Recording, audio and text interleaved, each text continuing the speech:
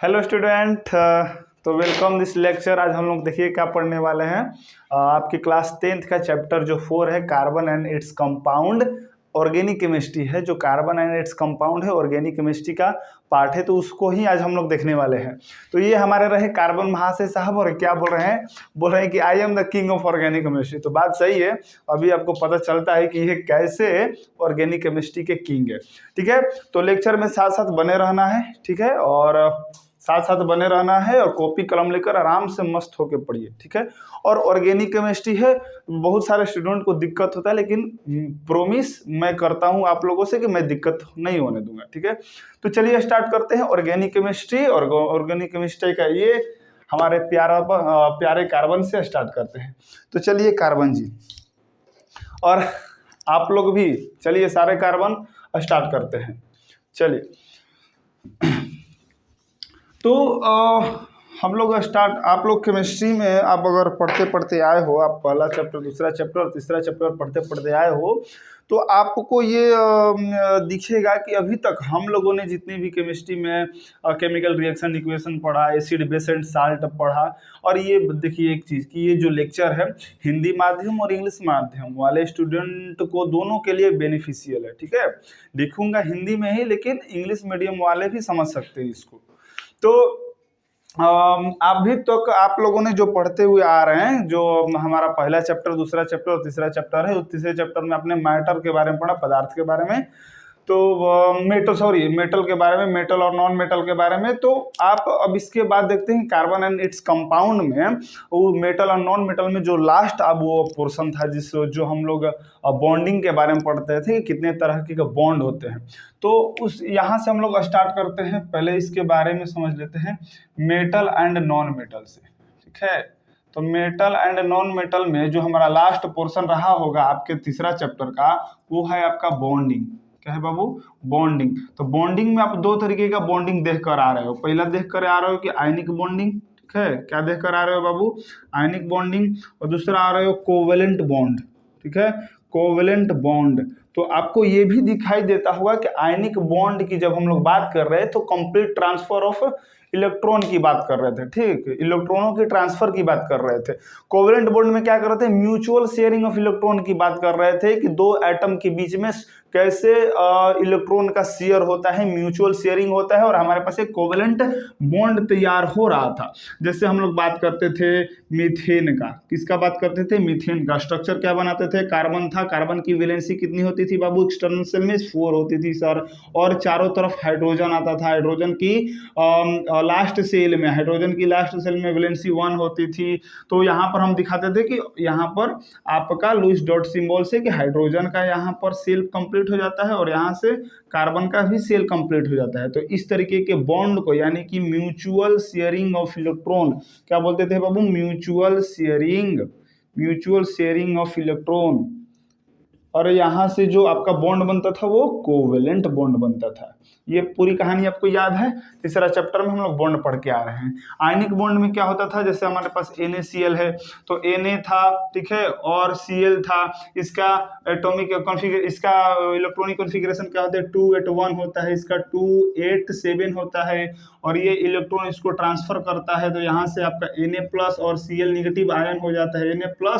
Na positive और Cl negative हो जाता है। तो यहाँ पर फोर्स ऑफ अट्रैक्शन होता है, और फोर्स ऑफ अट्रैक्शन से हमको ये पता है कि चार्ज का जो फंडामेंटल रूल होता है कि पॉजिटिव जो आयन्स होते हैं एक दूसरे को रिपेल करते हैं, और जो अपोजिट चार्ज के होते हैं एक दूसरे को अट्रैक्ट करते हैं। तो यहाँ से Na+ और Cl अट्रैक्ट करके NaCl एक आयनिक कंपाउंड का फॉर्मेशन कर रहा था। तो ये जो पूरी कहानी है कोवेलेंट बॉन्ड की जो पूरी कहानी है, इसी से हम लोग शुरुआत करने वाले हैं, और यही पूरी की पूरी हमें कार्बन से रिलेटेड ये पूरा चैप्टर है। तो इसीलिए इसमें ये बातें भी आपको बताई गई कि कार्बन बोल रहा है कि मैं इस ऑर्गेनिक केमिस्ट्री का पापा हूँ। तो बात सही है। तो चलिए स्टार्ट करते हैं, हम लोग अपने चैप्टर पर चलते हैं।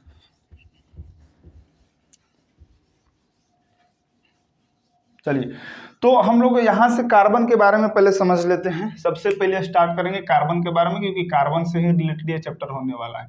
ये कार्बन है, ठीक है बाबू, क्या है? कार्बन है। आराम से समझते हुए चलना है, कोई घबराने की टेंशन नहीं है। तो ये कार्बन है। और बताइएगा कि कार्बन का परमाणु संख्या क्या होगा बाबू? कार्बन का परमाणु संख्या क्या होगा? मैं अगर आपसे पूछूं कार्बन का एटॉमिक नंबर क्या होगा, तो तुम बोलोगे कि सर कार्बन का एटॉमिक नंबर होता है 6। मैं बोलूंगा कि बताओ इसका कार्बन का कॉन्फ़िगरेशन क्या होगा, तो तुम बोलोगे सर कार्बन का कॉन्फ़िगरेशन होता है 2 4। ठीक है, ऑर्बिटल पर खेले तो 1s2 बोलोगे, 1s2, 2s2, और बाबू क्या बोलोगे? 2p2 बोलोगे। क्या बोलोगे? 1s2, 2s2, 2p2 बोलोगे। अगर इसी का हम बात करें कि हुंड रूल के माध्यम से, सर बताइए कि हुंड रूल, अभी आपको हुंड रूल नहीं समझ में आया, कोई दिक्कत नहीं, घबराना मत। तो इस ऑर्बिटल के पास दो हमारे पास इसमें इलेक्ट्रॉन आएंगे। ये s के लिए है, ठीक है, 1s के लिए है। ये किसके लिए है बाबू? 2s के लिए, 2s के लिए। और ये हमारे पास है p में कितने होते हैं? 6 इलेक्ट्रॉन आते हैं। p में कितने इलेक्ट्रॉन आते हैं? 6 इलेक्ट्रॉन। तो ये है हमारा 1s2, 2s2, और ये है हमारा 2p के लिए। तो यहाँ पर कितने इलेक्ट्रॉन आएंगे बताना जरा? 1 इलेक्ट्रॉन आएंगे, 1 इलेक्ट्रॉन आएंगे। ठीक है, इसमें कितने इलेक्ट्रॉन आएंगे? 1 इलेक्ट्रॉन, 1 इलेक्ट्रॉन, और इसमें भी कितने आएंगे? 1 इलेक्ट्रॉन, इसमें भी 1 इलेक्ट्रॉन। अगर एक्साइटेड स्टेट में जाते हैं, ठीक है, एक्साइटेड स्टेट में जाते हैं, जब इसका एक्साइटेड स्टेट की कॉन्फ़िगरेशन की बात होती है, तो यहाँ पर क्या हो जाता है बाबू? s ऑर्बिटल में यहाँ पर 1 इलेक्ट्रॉन, 1 इलेक्ट्रॉन, यहाँ पर कितना इलेक्ट्रॉन बाबू? यहाँ पर 1 इलेक्ट्रॉन, और यहाँ पर p में कितना इलेक्ट्रॉन जाता है? तो p में जाता है 1 इलेक्ट्रॉन, 1 इलेक्ट्रॉन, 1 इलेक्ट्रॉन, यानी कि 2p 2s। तो यहाँ पर आपका दिखाई दे रहा है, यहाँ पर आपका दिखाई दे रहा है 2 इलेक्ट्रॉन, 1 इलेक्ट्रॉन, ये ही 1 इलेक्ट्रॉन जंप करके 2p में जाता है, तो यहाँ पर आपको दिखाई देता है 3 इलेक्ट्रॉन। तो ये तो कॉन्फ़िगरेशन की बात हो गई कि ये कार्बन की परमाणु संख्या सर 6 होती है, आपने बताया, बिल्कुल बढ़िया। कार्बन का कॉन्फ़िगरेशन क्या होता है? 1s2, 2s2, 2p2। Hund rule के माध्यम से ऐसे हम लोग इलेक्ट्रॉन भरते हैं सेल में। ठीक है, चलिए। तो अब आज आखिर कार्बन में ऐसी खास बात क्या है? कार्बन, पहले देखिए कि कार्बन की वैलेंसी होती है 4। तो कार्बन को अगर हम लुईस डॉट से बाबू दिखाएं, कार्बन को अगर हम लुईस डॉट से दिखाएं, किसके किसके माध्यम से? लुईस डॉट सिंबल के माध्यम से। तो लुईस डॉट सिंबल क्या बोलता है कि कार्बन के किसी भी एटम के बाहतम सेल में जितने इलेक्ट्रॉन है बाहर उसके लगा दो।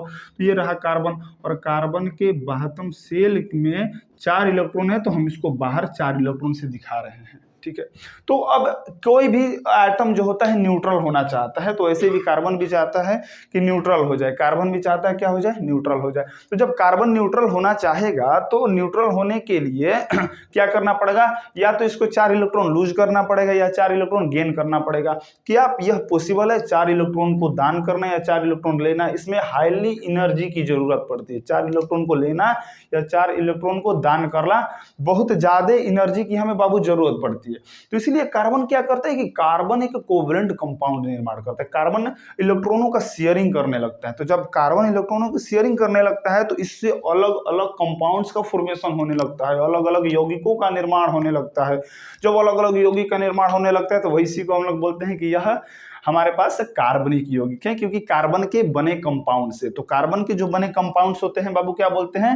कार्बनिक कंपाउंड बोलते हैं। ठीक है, कार्बनिक कंपाउंड यानी कि कार्बनिक यौगिक या ऑर्गेनिक कंपाउंड बोलते हैं। तो यहाँ से ये हमारी बात समझ में आ रही है। फिर अगर हम देख रहे हैं कि कार्बन किस तरीके का बॉन्ड बनाता है, तो यहाँ से हम देख रहे हैं कि पहला जो कार्बन बॉन्ड बनाता है वो है CH4। इस तरीके का बॉन्ड बनाएगा। और ये बॉन्ड कैसे बनेगा? बीच में कार्बन होगा। ठीक है, क्या होगा बाबू? बीच में कार्बन होगा, और हाइड्रोजन चारों तरफ से ऐसे एक एक सिंगल डंडी से आपको चिपकता हुआ दिखाई देगा। अब ये सिंगल डंडी क्या है? देखिए बाबू, सिंगल डंडी यहाँ पर है कि कार्बन जो है ना, एक इलेक्ट्रॉन का शेयरिंग किया है। कार्बन जो है, सॉरी, यहाँ पर देखिए जरा, कि कार्बन जो है एक इलेक्ट्रॉन का शेयरिंग किया है हाइड्रोजन से। कार्बन जो है एक इलेक्ट्रॉन का शेयरिंग किया है हाइड्रोजन से। कार्बन कितने इलेक्ट्रॉन की शेयरिंग किया है बाबू? एक इलेक्ट्रॉन की शेयरिंग करा है। तो यहाँ से आपको दिखाई दे रहा है कि ये कार्बन इससे शेयरिंग किया, ये कार्बन हाइड्रोजन के इस इलेक्ट्रॉन से शेयरिंग किया, ये कार्बन का इलेक्ट्रॉन हाइड्रोजन के इस इलेक्ट्रॉन से शेयरिंग किया, और यहाँ से शेयरिंग कर रहा है। तो यहाँ से कुल मिलाकर कितना आ रहा है बाबू? तो 8 इलेक्ट्रॉन इसका कंप्लीट हो जा रहा है। तो जब एक एक इलेक्ट्रॉन की शेयरिंग होता है, एक एक इलेक्ट्रॉन की शेयरिंग होता है, तो वहां पर सिग्मा बॉन्ड या सिंगल बॉन्ड आता है। क्या आता है बाबू? सिग्मा बॉन्ड या सिंगल बॉन्ड आता है। सिग्मा बॉन्ड या सिंगल बॉन्ड आता है, ये बात ध्यान रहेगा। ठीक है, बिल्कुल बढ़िया। अगर हम दूसरी कंपाउंड पर चले तो आपको ये कंपाउंड के बारे में पता है क्या है? ये कंपाउंड कौन सा है बताइए जरा। इसको हम लोग बोलते हैं मीथेन। क्या बोलते हैं बाबू? मीथेन। ठीक है, मीथेन बोलते हैं। ठीक है, किस अवस्था में होगा? तो गैसियस स्टेट में होता है। पता है आपको कि हाँ सर, हमको पता है कि मीथेन एक गैस है, गैसियस स्टेट में होगा। वैसे ही C2H4 है। C2H4 को क्या बोलते हैं बाबू? इथेन बोलते हैं। क्या बोलते हैं? इथेन। तो इसका स्ट्रक्चर अगर हम देख रहे हैं तो क्या होता है, दो कार्बन है और दोनों कार्बन के चारों ओर कितने कितने इलेक्ट्रॉन होंगे सर? 4 इलेक्ट्रॉन होंगे। ठीक है, क्लियर है। हाइड्रोजन कितना है? तो सर हाइड्रोजन 4 है। ठीक है, हाइड्रोजन कितना है बाबू? हाइड्रोजन 4 है। तो चलो इधर हाइड्रोजन लगा देते हैं। 1 हाइड्रोजन, 2 हाइड्रोजन, 3 हाइड्रोजन, 4 हाइड्रोजन। अब हाइड्रोजन के पास भी इसके अंतिम सेल में एक इलेक्ट्रॉन आपको दिखाई दे रहा है। बोलो हाँ या ना? हाँ सर, दिखाई दे रहा है। तो ये अब हाइड्रोजन इससे 1 इलेक्ट्रॉन लेगा, ये हाइड्रोजन इससे 1 इलेक्ट्रॉन लगा, ये हाइड्रोजन कार्बन का ये इलेक्ट्रॉन लेगा और ये हाइड्रोजन इस कार्बन का 1 इलेक्ट्रॉन लेगा। हाँ या ना बोलो, लेगा कि नहीं लेगा? बिल्कुल सर, क्लियर है, बात क्लियर है, लेगा। ठीक है, तो अब यहां पर ये चीज देख रहे हैं तो C2H4 है। तो अब यहां पर इसका हाइड्रोजन का कंप्लीट, इस हाइड्रोजन का कंप्लीट। अब कार्बन कार्बन के बीच में देखिए अब डबल बॉन्ड आएगा। ये इलेक्ट्रॉन क्या करेंगे, यहां पर अपने नजदीक लाएगा और ये इलेक्ट्रॉन यहां पर नजदीक लाएगा। तो यहां पर अब क्या होगा, ये कार्बन इससे पूरा, कार्बन का और हाइड्रोजन का, तो 4 और कितना आया? 4, 8 आ रहा है। और ये कितना आया बाबू? ये पूरा इतना 8 आ रहा है। तो यहाँ पर तो सिंगल इलेक्ट्रॉन का शेयरिंग हो रहा है, यहाँ पर भी सिंगल इलेक्ट्रॉन का शेयरिंग हमें दिखाई दे रहा है, यहाँ पर भी सिंगल इलेक्ट्रॉन का शेयरिंग हो रहा है, सिंगल इलेक्ट्रॉन का शेयरिंग हो रहा है। तो मैं बोलूंगा क्या, मैं ये बोल सकता हूँ कि बाबू जहां पर सिंगल इलेक्ट्रॉन की शेयरिंग हो रहा है, जहां पर सिंगल इलेक्ट्रॉन की शेयरिंग हो रहा है, तो वहां पर एक सिंगल बॉन्ड आएगा। सर बिल्कुल क्लियर, आपने बताया है कि सिंगल इलेक्ट्रॉन की शेयरिंग से सिंगल बॉन्ड आता है। फिर उसके बाद डबल इलेक्ट्रॉन की शेयरिंग है तो क्या आएगा? बीच में डबल बॉन्ड आएगा, यानी C डबल बॉन्ड C आएगा और सिंगल बॉन्ड H आएगा और इधर क्या आएगा बाबू? H आएगा और H आएगा। ठीक है, इस तरीके से होगा हमारे पास। ठीक है, क्लियर है। तो पहले इसको नोट कीजिए पहले नोट कीजिए।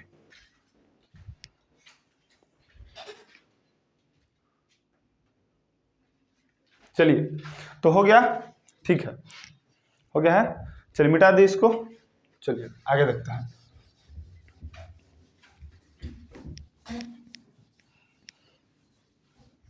चलिए, अच्छा, आपके सामने एक और मैं दे रहा हूं कंपाउंड था, इसको देखिएगा बाबू।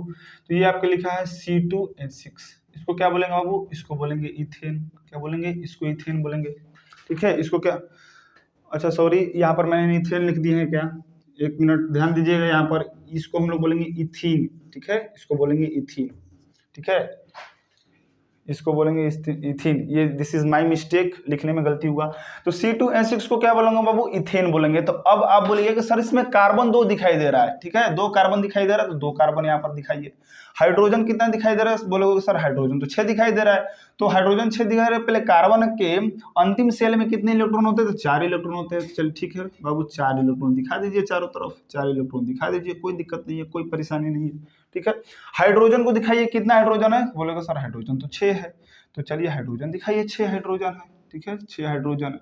6 हाइड्रोजन है तो बताइए 6 हाइड्रोजन के पास कितने इलेक्ट्रॉन होंगे? तो एक हाइड्रोजन के पास, सबके पास एक इलेक्ट्रॉन होगा। कितना इलेक्ट्रॉन होगा बाबू? सर एक इलेक्ट्रॉन होगा। ठीक है, अब बताना जरा, क्या हाइड्रोजन अभी इस 1 इलेक्ट्रॉन से शेयरिंग करेगा? हाइड्रोजन का S सेल पूरा हुआ, यहाँ से हाइड्रोजन का S सेल पूरा हुआ, हाइड्रोजन का एक सेल पूरा हुआ, S सेल पूरा हुआ, S सेल पूरा हुआ। ठीक है, ये बात क्लियर है। अब ये कार्बन क्या करेगा? कार्बन इससे इसके और यहाँ से इलेक्ट्रॉन जब ले रहा है तो 2 2 4 2 6 2 8 हो। यहाँ से अब ध्यान दीजिए कि ये पूरा आपको 8 होता हुआ दिखाई देगा। फिर ये कार्बन भी, सेकंड नंबर कार्बन भी इस कार्बन का और सभी अपने मित्र हाइड्रोजनों का इलेक्ट्रॉन लेता हुआ दिखाई देगा। तो बताइए इसका काउंट करके कि कितना आपको दिखाई दे रहा है? तो बोलोगे सर 2 2 4 2 6 2 8 दिखाई दे रहा है, यानी कि ये हमारा C2H6 जो इथेन है स्टेबल हो गया है, मस्त एकदम। तो मैं पूछूंगा कि थोड़ा इसका बॉन्ड लाइन, बॉन्डिंग स्ट्रक्चर बताइए, तो इसका एक्सपेंडेड स्ट्रक्चर बताइए। तो तुम बताओगे सर इसका जो एक्सपेंडेड स्ट्रक्चर जो होगा वो सर होगा, यहाँ पर कार्बन एक इलेक्ट्रॉन का शेयरिंग किया है तो सिंगल बॉन्ड आएगा। सर इसके चारों तरफ चारों तरफ हाइड्रोजन एक एक इलेक्ट्रॉन का शेयरिंग कर रहा है कार्बन, तो सिंगल बॉन्ड आएगा। तो ये आपको पूरा का पूरा सिंगल डंडी से दिखाएगा। तो मैं आपसे अगर पूछूं कि इसमें बताइए सिंगल बॉन्ड कितने आ रहे हैं, तो बोलोगे सर 1 2 3 4 5 6 7, यानी कि इसमें सर 7 सिंगल बॉन्ड आ रहे हैं, 7 सिंगल बॉन्ड आ रहे हैं। मैं पूछूंगा क्या इसमें डबल बॉन्ड आ रहे हैं क्या, तो तुम बोलोगे सर नहीं सर, इसमें डबल बॉन्ड एक भी नहीं है। डबल बॉन्ड यानी कि जीरो है, डबल बॉन्ड इसमें जीरो है। तो इथेन में सिंगल बॉन्ड दिखाई दे रहा है, यानी इथेन का स्ट्रक्चर सिंगल बॉन्ड के माध्यम से बन गया। ठीक है, तो ये अभी मैं आप लोगों को कुछ बनाना सिखा रहा हूं क्योंकि ये जरूरी है। ठीक है, जब कार्बन एंड इट्स कंपाउंड, ये पूरे कार्बन के कंपाउंड से, तो कार्बन इस तरीके का कंपाउंड बनाता है। और बस यही नहीं बाबू, यही नहीं, कार्बन के इस यौगिक की जो डिफिनीशन है ना, बस ये कार्बन पर ही आधारित है। जैसे मैं बोलूँ आपसे NO2 बताइए, जैसे मैं बोलूँ आपको NH3 बताइए, ये सारे भी कंपाउंड भी क्या होंगे, तो ये सारे आपके ऑर्गेनिक कंपाउंड्स के अंतर्गत आएंगे। जैसे मैं आपसे बोलूं कि इसका स्ट्रक्चर जरा बताइए, NH3 का स्ट्रक्चर बता दीजिए, इसको क्या बोलते हैं, तो तुम बोलोगे सर इसको तो अमोनिया बोलते हैं। इसको क्या बोलते हैं बाबू, अमोनिया बोलते हैं। ठीक है, अमोनिया क्या है, तो अमोनिया एक गैस है। ठीक है, अमोनिया एक गैस है। अभी देखिए बहुत ज्यादा हम लोग लेक्चर पर अभी अपने चैप्टर पर चल नहीं रहे, अभी बस थोड़ा सा मुझे समय दीजिए। तो NH3 अमोनिया है, तो अगर मैं बोलूँ कि इसका स्ट्रक्चर बताइए, तुम बोलोगे सर नाइट्रोजन है और इसमें हाइड्रोजन है, तो मैं बोलूंगा बच्चा बताना नाइट्रोजन के एटॉमिक नंबर 7 होता है, कॉन्फिगरेशन 2 और 5 होता है। इसको कंप्लीट होने के लिए 3 इलेक्ट्रॉन चाहिए। हाइड्रोजन कितना दिखाई दे रहा है बाबू, 3 हाइड्रोजन दिखाई दे रहा है, हाइड्रोजन का एटॉमिक नंबर 1 होता है। चलिए, तो इसका स्ट्रक्चर जब बनाएंगे हम लोग, तो ये बनाएंगे N और ये H होगा, H होगा और ये H होगा। तो यहाँ पर आपको 3 इलेक्ट्रॉन दिखेगा, इसके 5 इलेक्ट्रॉन दिखेगा और हाइड्रोजन के पास एक एक इलेक्ट्रॉन दिखेगा। तो ये नाइट्रोजन इस हाइड्रोजन का ये हाइड्रोजन और नाइट्रोजन शेयरिंग में दिखाई देंगे, ये भी शेयरिंग में दिखाई देंगे, ये भी शेयरिंग में दिखाई देंगे, और ये पूरा नाइट्रोजन भी इस तीनों हाइड्रोजन के शेयरिंग में दिखाई देंगे। तो यहाँ से मैं पूछूं कि बताओ नाइट्रोजन कितने कितने सिंगल बॉन्ड कितने बॉन्ड से आया, तो बोलोगे सर कि नाइट्रोजन और हाइड्रोजन के बीच में एक एक इलेक्ट्रॉन का शेयरिंग हुआ है, नाइट्रोजन और हाइड्रोजन के बीच में एक एक इलेक्ट्रॉन का शेयरिंग हुआ है। ये इसका कुल एक एक्सपेंडेड स्ट्रक्चर रहा है इस तरीके का। और मैं पूछूं आपसे कि बताइए कंपाउंड कैसा है बाबू, ये कंपाउंड कैसा है, तो तुम बोलोगे कि सर ये ऑर्गेनिक कंपाउंड है। ठीक है, ऑर्गेनिक कंपाउंड है, यह एक ऑर्गेनिक कंपाउंड है। ठीक है, यह एक ऑर्गेनिक कंपाउंड है। चलिए इसको नोट करना है, नोट कीजिए फटाक से। चलिए हो गया। चलिए, तो यहां से हम कुछ कुछ बातें क्या हम लोग समझ रहे हैं, अब आराम से सुनिए एक एक पॉइंट को। कि कार्बन जो है वो एक, पहले तो कार्बन देखिए एक अधातु है। ठीक है, एक नॉन मेटल के अंतर्गत आता है। अब यहाँ से कुछ कार्बन के बारे में इसको नोट डाउन भी कीजिएगा कि कार्बन एक अधातु है, और जो कार्बन है उसका एटॉमिक नंबर 6 होता है और कॉन्फ़िगरेशन 2 4 होता है। ठीक है, और कार्बन अधातु है, उसको एटम को स्टेबल करने के लिए, कार्बन स्टेबल करने के लिए कार्बन अलग अलग कंपाउंड का फॉर्मेशन करता है, और जिस कार्बन जो अलग अलग कंपाउंड का फॉर्मेशन करता है वो कंपाउंड को हम लोग बोलते हैं ऑर्गेनिक कंपाउंड। और ऑर्गेनिक कंपाउंड बनता कैसे है, कोवैलेंट बॉन्ड के माध्यम से बनता है। क्लियर है, ठीक है। और फिर अगर हम कार्बन को देखें तो कार्बन हमारे पास सराउंडिंग्स में, कार्बन हमारे भू प्रॉपर्टी में, अर्थ क्रस्ट के अंदर, और अर्थ क्रस्ट के अंदर अगर आपसे कोई पूछे कि कार्बन कितना परसेंटेज पाया जाता है, तो हम लोग बोलेंगे कि अर्थ क्रस्ट के अंदर कुछ कुछ बातें, पहले इसको मिटा लेते हैं और सारा बात एक साथ लिखते हैं। ठीक है, मैं आपका नोट्स बनवाते चलूंगा। ठीक है, पहले एक पार्ट पर पूरा समझते हुए चलेंगे। ठीक है, थ्योरेटिकल पार्ट, फिर उसके बाद लिखते हुए नोट्स बनाते हुए चलेंगे। चलिए आइए, तो यहां से देखते हैं कार्बन एक अधातु है, यहां से आप लिखते हुए चलेंगे कार्बन क्या है बाबू, एक अधातु है। चलिए दूसरा बात, कार्बन की जो परमाणु संख्या है, कार्बन की जो परमाणु संख्या है वो क्या है बाबू, कार्बन की सर परमाणु संख्या होती है, कार्बन की परमाणु संख्या 6 होती है। इसका इलेक्ट्रॉनिक कॉन्फ़िगरेशन क्या होगा, तुम बोलोगे सर इसका इलेक्ट्रॉनिक कॉन्फ़िगरेशन जो होगा, इसका इलेक्ट्रॉनिक कॉन्फ़िगरेशन जो होगा वो होगा 2 4। ठीक है, या 1:2 2:2 2p2। ठीक है, इतना क्लियर है। चलिए आगे देखें कि कार्बन, जो कार्बन है भू प्रपटी के अंदर, इसके अंदर earth crust, earth crust, earth crust के अंदर, अर्थ क्रस्ट के अंदर कितना पाया जाता है, तो 0.02% पाया जाता है। ये आपको ध्यान में रखना है। ऑब्जेक्टिव में बोर्ड वाला हमेशा पूछता है, ठीक है। कार्बन हमारे एटमॉस्फेयर में,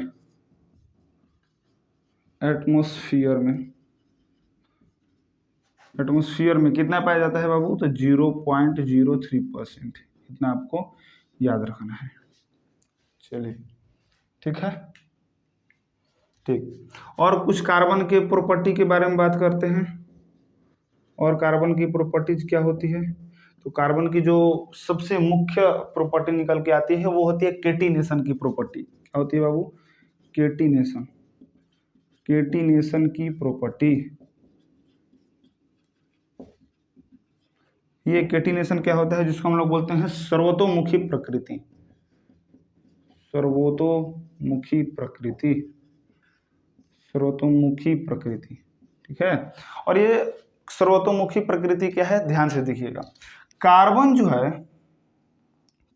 जो है एक स्टेबल एटम का फॉर्मेशन करता है, स्टेबल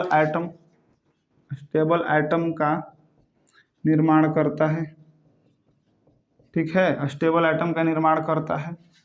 और दूसरी बात क्या इसमें हम बोल सकते हैं कि जो कार्बन है स्टेबल एटम का निर्माण करता है, और कार्बन अधिक संख्याओं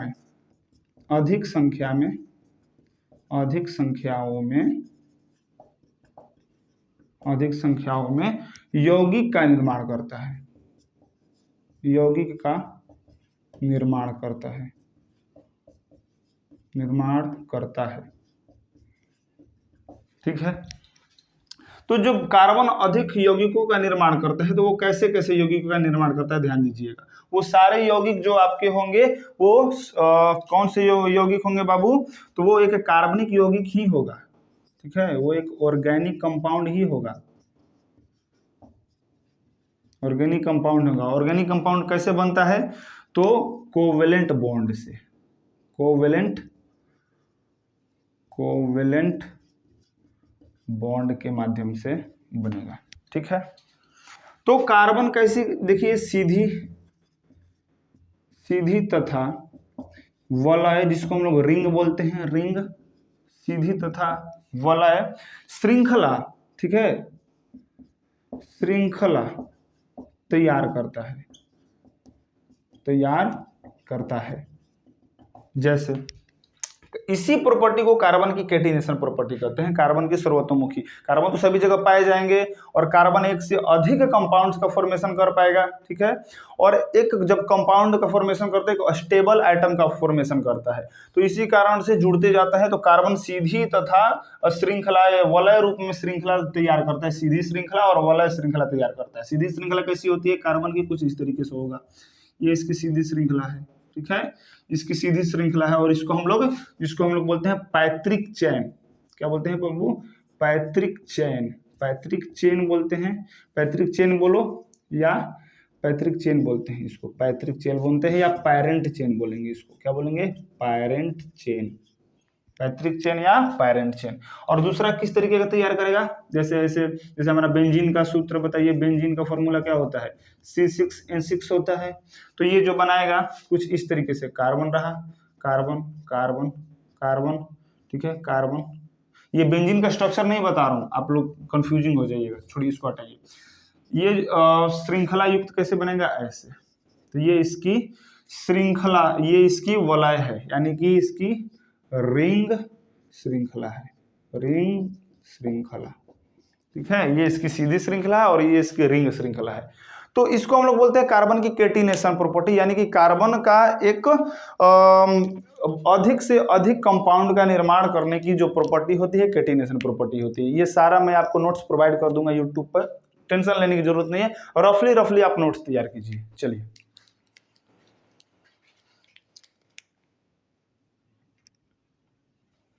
हो गया, आगे बढ़े, चलिए आइए।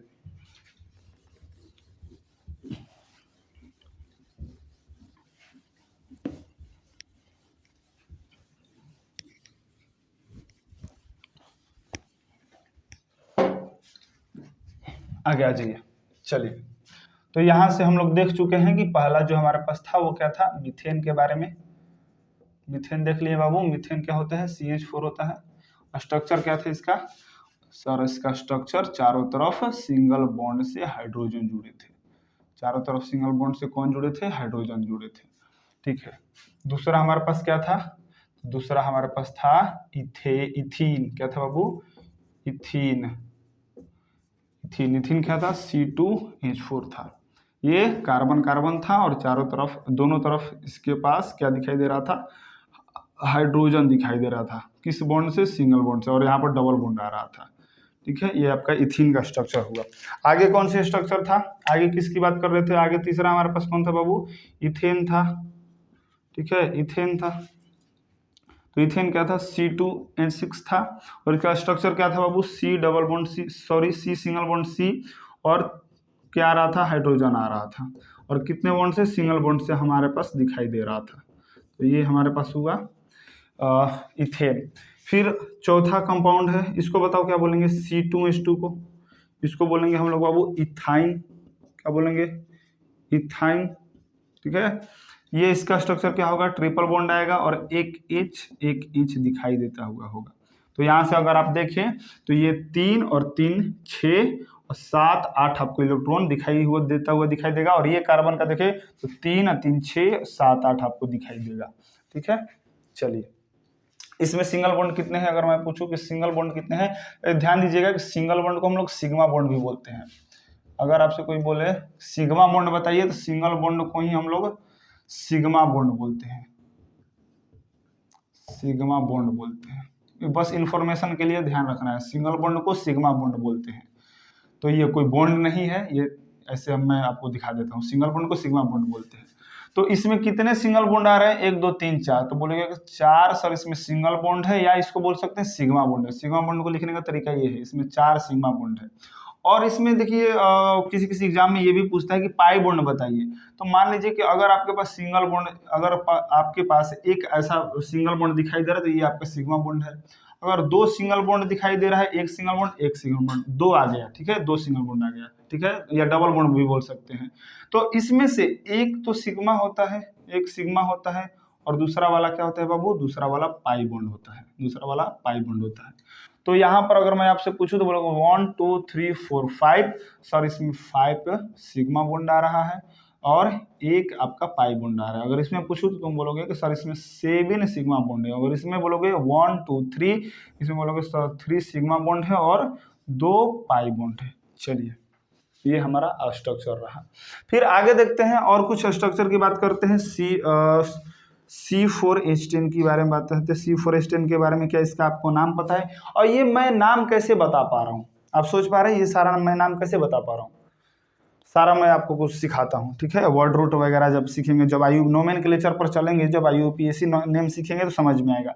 तो इसको हम लोग बोलते हैं वो ब्यूटेन। क्या बोलते हैं, ब्यूटेन। अगर मैं इसके बारे में पूछूं, C5H12 के बारे में पूछूं, C5H12 के बारे में पूछूं तो तुम बोलोगे कि इसको हम लोग बोलेंगे सर पेंटेन। क्या बोलोगे बाबू, पेंटेन।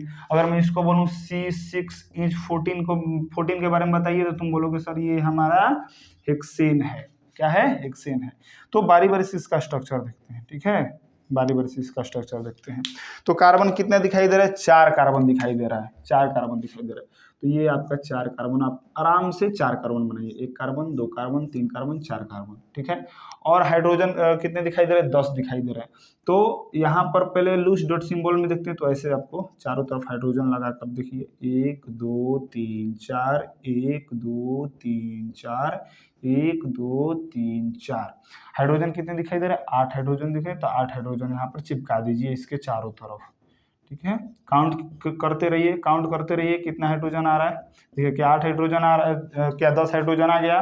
तो यहाँ से आपको दिखाई देगा हाइड्रोजन का अंतिम सेल में एक एक इलेक्ट्रॉन, एक एक इलेक्ट्रॉन, एक एक इलेक्ट्रॉन, एक इलेक्ट्रॉन, एक इलेक्ट्रॉन। ठीक है, एक इलेक्ट्रॉन, एक इलेक्ट्रॉन, एक इलेक्ट्रॉन, एक इलेक्ट्रॉन, एक इलेक्ट्रॉन। चलिए, तो ये हाइड्रोजन का यहाँ से पूरा हुआ, देखिए 2, यहाँ से हाइड्रोजन का 2 पूरा हुआ, यहाँ से कितना 2 पूरा हुआ, 2 2 2। ठीक है, हाइड्रोजन क्या बोल रहा है कार्बन से 2, ये 2। तो ये देखिए 2 2 4 2 6 और ये कार्बन यहाँ से पूरा एक इसका लेगा, ये कितना हुआ बाबू 8। और यहाँ से ये कार्बन अब लेगा इससे, इससे और इससे। काउंट कीजिए जरा, 2 2 4 2 6 2 8। ये कार्बन भी क्या करेगा, इस कार्बन से भी लेगा, इस हाइड्रोजन से भी लेगा और इस कार्बन से भी लेगा। गिनिए जरा, 8 हुआ। ये कार्बन भी इस कार्बन से लेगा, इस हाइड्रोजन से लेगा, कार्बन से लेगा, हाइड्रोजन से लेगा। चलिए तो काउंट कीजिए कितना रहा है, 2 2 4 2 6 2 8 आ रहा है। ठीक है, तो अब इसका स्ट्रक्चर कैसे बनेगा, क्या है यहाँ पर बताइए। जब इलेक्ट्रॉनों की शेयरिंग हो रही है तो सिंगल बॉन्ड से हो रही है कि डबल बॉन्ड से। सर बोलोगे सर एक एक इलेक्ट्रॉन का शेयरिंग हो रहा है तो सिंगल बॉन्ड आएगा, यानी कि C single bond C single bond C, और चारों तरफ क्या आएगा बाबू, हाइड्रोजन आ जाएगा। क्या आ जाएगा बाबू, हाइड्रोजन आ जाएगा। ठीक है, बहुत बढ़िया। चलिए ये रहा स्ट्रक्चर, और ये आपका होमवर्क रहेगा, ये दोनों अपने से आपको खुद से बनाना है। ठीक है, खुद से प्रैक्टिस कीजिए, बिल्कुल समझ में आएगा। खुद से प्रैक्टिस कीजिए, बिल्कुल समझ में आएगा। चलिए इसको नोट कीजिए। चलो हो गया। चलिए स्क्रीनशॉट ले लीजिए, नहीं तो स्क्रीनशॉट लीजिए इसको जल्दी फटाक से। चलिए चलिए आगे। अब एक बहुत ही इंपॉर्टेंट हमारे पास टॉपिक आता है जिसको हम लोग बोलते हैं एलोट्रोप। क्या बोलते हैं, एलोट्रोप। क्या होता है एलोट्रोप, एलोट्रोप क्या होता है, तो इसके बारे में समझते हैं कि एलोट्रोप क्या होता है। ठीक है, तो एलोट्रोप समझते हैं। एलोट्रोप को बाबू बोलते हैं हिंदी में अपरूप। ठीक है, और किसकी अपरूप की बात हो रही है, तो कार्बन के एलोट्रोप की बात होगी, कार्बन की अपरूप के बारे में बात होगी। हम लोग तो ये स्ट्रक्चर बनाना सीख गए कि स्ट्रक्चर कैसे बनता है, म्यूचुअल शेयरिंग ऑफ इलेक्ट्रॉन होता है तो कोवेलेंट बॉन्ड का फॉर्मेशन वहाँ पे होता है। ठीक है, ऑर्गेनिक कंपाउंड होता है, वो सारा चीज़, ये कहानी समझ में आ गई हमारे पास।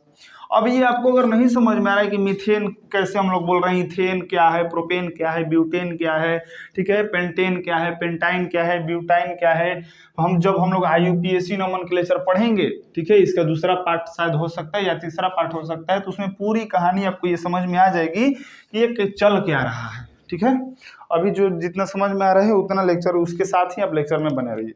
तो चलिए अगला जो हमारे पास टॉपिक आता है वो होता है एलोट्रोप। Allotrope of carbon. क्या है बाबू, एलोट्रोप ऑफ कार्बन, यानी कि कार्बन के अपरूप, कार्बन का अपरूप या कार्बन के अपरूप, कार्बन का अपरूप। इसको के करते हैं तो अच्छा लगेगा। चलिए कार्बन के अपरूप, एलोट्रोप ऑफ कार्बन। तो नाम से ही समझ में आ रहा है एलोट्रोप, अपरूप, इसके ही रूपों में रहने वाला, इसके ही रूपों में रहने वाला। तो कार्बन के जब एलोट्रोप हम लोग देखते हैं तो आपको कितना दिखाई देगा, आपको यहां से दिखने को मिलेगा कि कार्बन के अपरूप मुख्यतः 2 होंगे। पहला जो होगा हम आपके पास ग्रेफाइट होगा। ये क्या होता है सर, जो आपके पेंसिल में पेंसिल जो पेंसिल का आपका नीब होता है जिससे आप लिखा करते हैं बचपन में। ठीक है, आप उसको क्या समझते थे बताइए जरा कमेंट में कि पेंसिल का जो नीब होता है आप उसको क्या बोलते हो। ठीक है, आप उसको समझते क्या थे बचपन में, जिसको हम लोग शॉर्पनर से छीलते हैं तो टूट जाता है भुस, और दुकानदार को खूब चपेड़ा लगाते हैं कि कैसा दुकानदार है, पेंसिल खराब दे दिया है। तो ग्रेफाइट जो होता है वो पेंसिल के अंदर जो आपका वो रिफिल, जिसको रिफिल बोलते हैं, निब बोलते हैं, वो आपका ग्रेफाइट होता है। तो इसका मतलब ये है कि सर ये भी एक नॉन मेटल है। किसकी बात हो रही है, कार्बन की। जब कार्बन नॉन मेटल है तो इसके अपरूप भी क्या होंगे, नॉन मेटल ही होंगे। तो ग्रेफाइट भी एक नॉन मेटल है।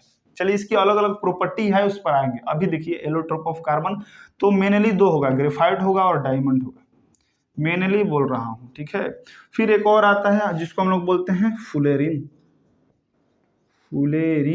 ये कौन है सर, ये देखिए कौन है, आता है आराम से देखिए। तो ग्रेफाइट जो है वो हमारे पास क्या है, एक नॉन मेटल है। ठीक है बाबू, डायमंड भी क्या है हमारे पास, एक नॉन मेटल है, और फुलेरिन भी क्या है, एक नॉन मेटल है। फ्लोरीन को हम लोग, इसका पूरा नाम तो है बकमिंस्टर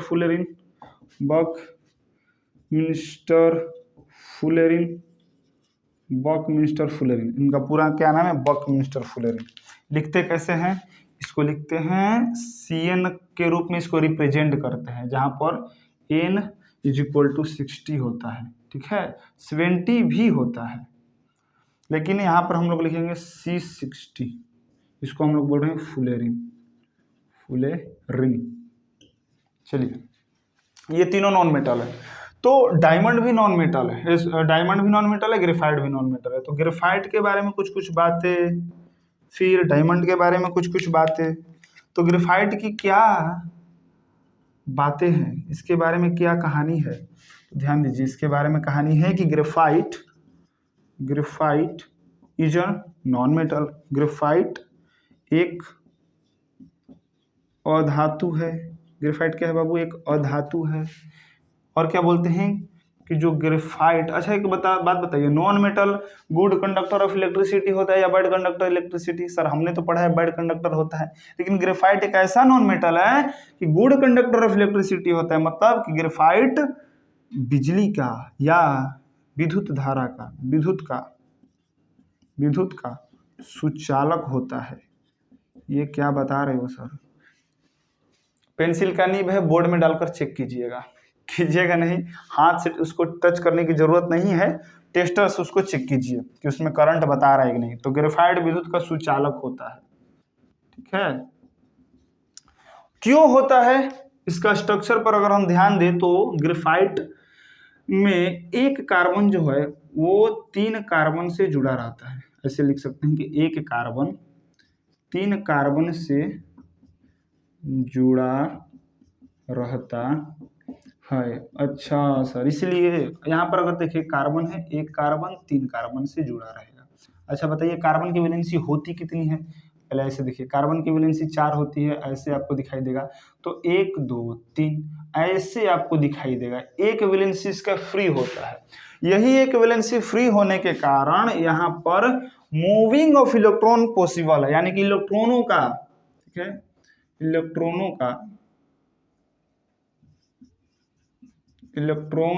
का गमन संभव हो पाता है।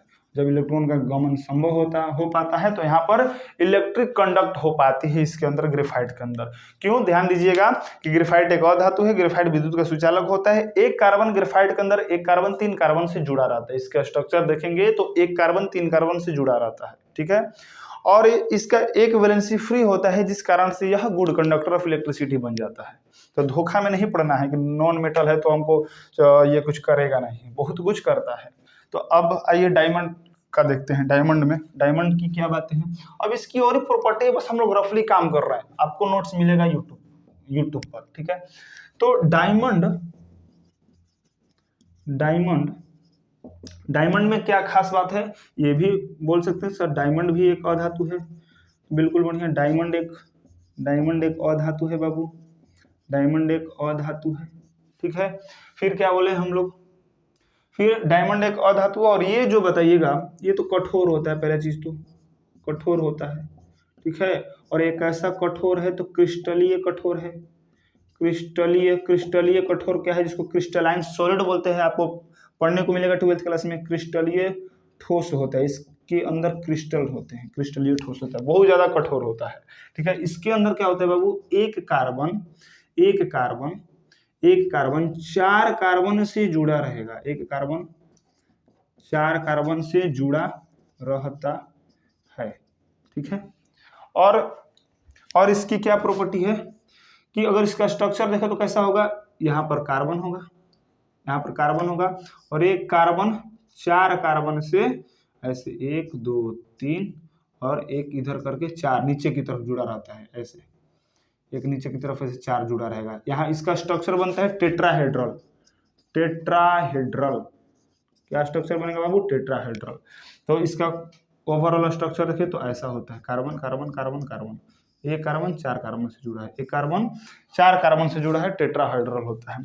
और हम लोग क्या बोल सकते हैं इसका, अच्छा आपको एक और बातें जानकर हैरानी होगी कि जो इसका मेल्टिंग पॉइंट होता है ना, इसका मेल्टिंग पॉइंट, ठीक है, जिसको हम लोग क्या बोलते हैं,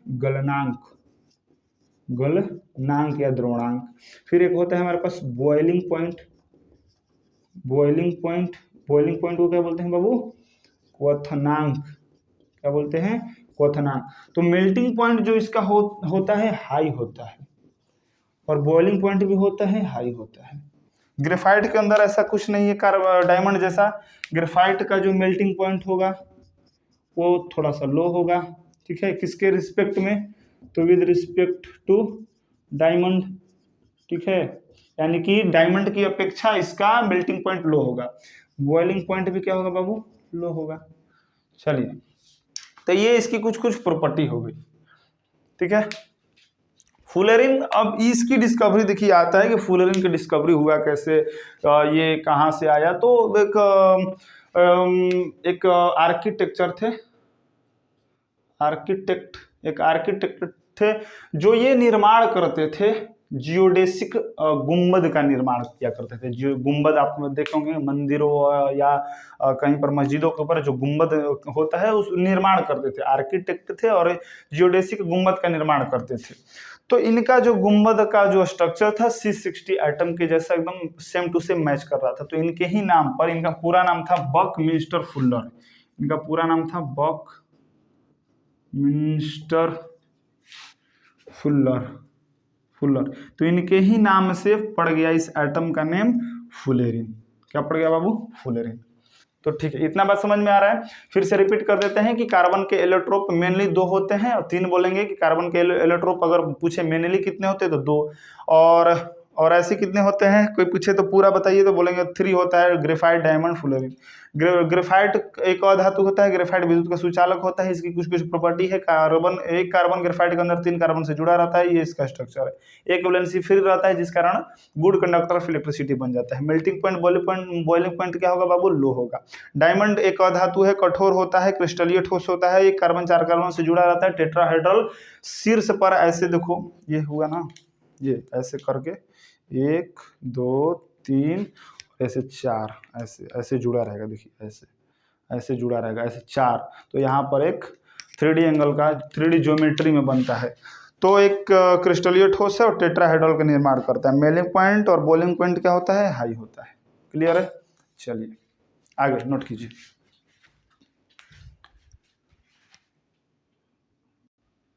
चलिए हो गया। तो इतनी कहानी हम लोग आज के लिए इतना ही रखते हैं। फिर उसके बाद हम लोग वाइटल फोर्स थ्योरी देखते हैं कि जैव शक्ति सिद्धांत होता क्या है, और इसका पूरा आपको नोट्स मैं प्रोवाइड करूंगा, अब उसकी टेंशन लेने की जरूरत नहीं है, ठीक है। आप लेक्चर में बने रहिए, पहले थ्योरेटिकल पार्ट पहले समझ लेते हैं, ठीक है। समझना पहले बहुत ज़्यादा जरूरी है। अब फिर उसके बाद हम लोग वाइटल फोर्स थ्योरी पढ़ेंगे कि जैव शक्ति सिद्धांत क्या है, ठीक है। ऑर्गेनिक कंपाउंड, ऑर्गेनिक की हिस्ट्री क्या है, कहाँ से आई, कैसे फॉर्मेशन हुआ, ठीक है। साइंटिस्ट कुछ आएंगे, बर्जेलियस कौन है, वोलर कौन है, और किस तरीके से लैब में ऑर्गेनिक कंपाउंड को क्या बनाया जा सकता है कि नहीं जा सकता है, सारा कहानी आएगा। तो आज के लिए हम लोग इतना ही रखते हैं, ठीक है। जय हिंद, गुड बाय, जय जय।